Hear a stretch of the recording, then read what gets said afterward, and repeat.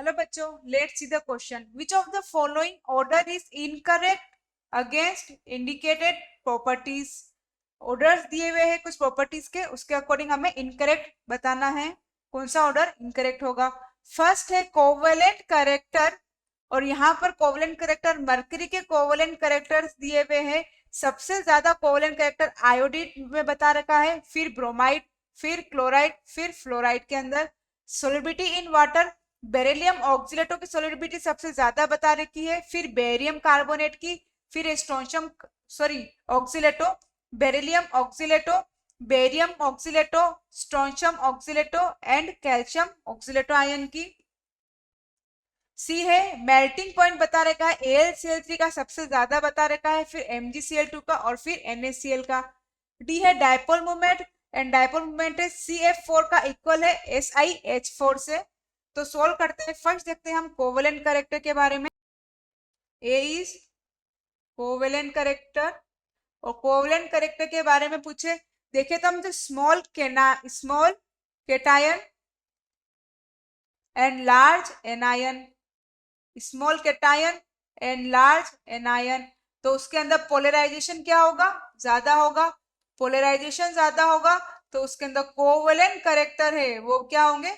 ज्यादा होंगे. यहाँ पर क्या है?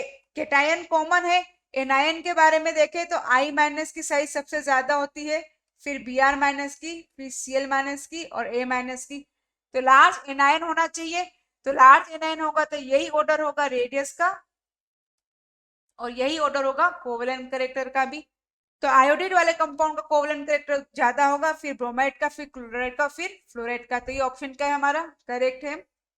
बी है सोलिबिलिटी इन वाटर. देखे ऑक्सीडेटिव आयन के बारे में बात करें तो बेरियम, स्ट्रोंशियम और कैल्शियम में एक्सेप्शन होता है सोलिबिलिटी इन वाटर. तो सोलिबिलिटी जो है वो क्या होनी चाहिए? Solubility directly proportional to hydration energy, जो कि इनवर्सली प्रोपोर्शनल होती है रेडियस के. तो सबसे ज्यादा सोलिबिलिटी होनी चाहिए थी बेरियम ऑक्सीडेटो की, वो तो सही है.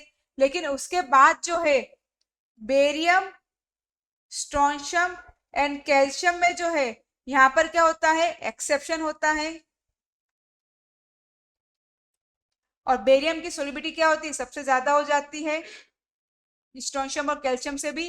तो बेरियम C2O4, फिर आता है strontium C2O4 and then calcium C2O4. तो ये ऑर्डर करेक्ट है. थर्ड है मेल्टिंग पॉइंट का order. C is melting point, and melting point is directly proportional to ionic character होता है. Ionic character directly proportional to ionic character होता है. तो जितना ज्यादा मेल्टिंग पॉइंट होगा, जितना ज्यादा आयनिक करेक्टर होगा, उसका मेल्टिंग पॉइंट क्या होगा? उतना ही ज्यादा होगा. और एल्यूमिनियम, एल्यूमिनियम यहाँ पर क्या है? क्लोराइड कॉमन है. और एल्यूमिनियम में बात करें तो एल्यूमिनियम +3 के अंदर आयनिक करेक्टर सबसे कम होता है, फिर Mg+2 में, और फिर होता है Na+ में. ये आयनिक करेक्टर का ऑर्डर है, तो यही क्या होगा? उसके मेल्टिंग पॉइंट का भी ऑर्डर होगा. तो AlCl3 का मेल्टिंग पॉइंट क्या होगा? सबसे कम होगा, फिर MgCl2 का, और फिर सबसे ज्यादा होगा NaCl का. तो ये मेल्टिंग पॉइंट का ऑर्डर क्या है? यहाँ पर रॉन्ग है. डी पॉइंट देखते हैं. डी इज डायपोल मूवमेंट की बात करें तो डायपोल मूवमेंट जो है वो क्या होता है? पोलर. यहाँ पर डायपोल मूवमेंट CF4, यहाँ पे क्या सिमेट्रिकल ज्योमेट्री आ जाए तो वहां पर डायपोल मूवमेंट क्या होता है? 0 हो जाता है. At symmetrical geometry mu is equal to 0 हो जाता है. CF4 की बात करें तो fluoride, fluoride, F and F. यहाँ बोन एंगल क्या है? इक्वल है. बोन एंगल सभी में इक्वल है, और यहाँ पे सराउंडिंग एटम सेम है, तो म्यू क्या हो जाएगा? 0 हो जाएगा. SiH4 की बात करें तो SiH, H, hydrogen, hydrogen, H and H. यहाँ पर भी क्या है? सेम चीज है. यहाँ पर बॉन्ड एंगल इक्वल है, बॉन्ड एंगल इक्वल है, तो म्यू क्या हो जाएगा? 0 हो जाएगा.